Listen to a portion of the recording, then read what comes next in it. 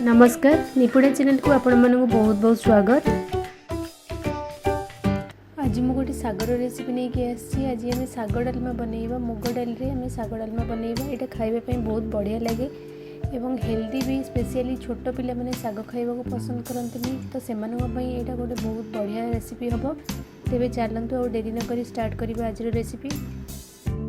तो ये मुझ साग को नहीं साग को भल भाव सफा करके धोई नहीं ता सहित ये दरकार मुग जाई आउ किछि पियाज एवं रसुण यहपरी 6-7 कला रसुण। यहाँ मो प्रेसर कुकर रे बनइबी तेणु कुकर रे मु प्रथमे जाई देली ता अनुसार पानी 2 बाउल पानी मुझे देछि। एबे साग को दे देली और बाकी जहाँ अच्छे पियाज एवं रसुण ताकू भी देदबा। अदा भी चाहिए दे पारे। ये स्वाद अनुसार लुण देदबा।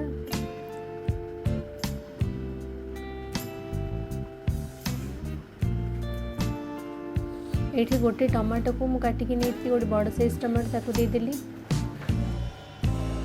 यहाँ को आम गोटे विसिल आसवा जाए कुक करवा।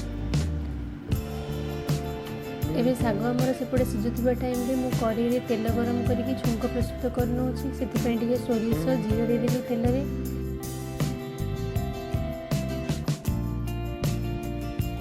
जीरा फुटीगला पर आम से रसुण को छेचिकी रखी ताकू दे देली। रसुण को टिके कलर चेंज होगा चाहिए भाजवा। ये मुझे भूसंग पत्र भी देदेली। रसुण जिते कड़ा भाजी हम तार टेस्ट भी से भल आसो। तापर ये 2टी सुखा लंका और कंचा लंका को दे देछि।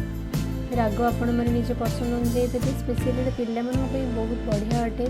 साग खरड़ा एमती कले पिला माने खाते तो यहीपरी जदि आम करदे तो पिला माने जानीपारे खाईदे। एवं आम जो सिझेकी रखिले साग और डाली ताकू देदेले।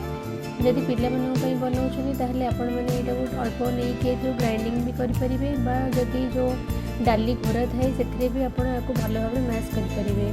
तो देखो जल्दी केते जल्दी रेडी हो गले हमर हेल्दी साग डालमा। देहपाई बहुत भल। साग तो निहाती दरकार आम खाद्य इनक्लूड हवा दरकार निहाती। तेबे आशा करुँची आपण मानक आज छोट सिंपल रेसिपी निश्चित भाव भल लगी। तेबे घरे निश्चित को ट्राए करंतु। लाइक शेयर सब्सक्राइब करने को जमार भूलंतनी। तेबे यही वीडियो देखि आपण बहुत बहुत धन्यवाद। देखा पुणी थे गोटे नुआ रेसिपी सहित।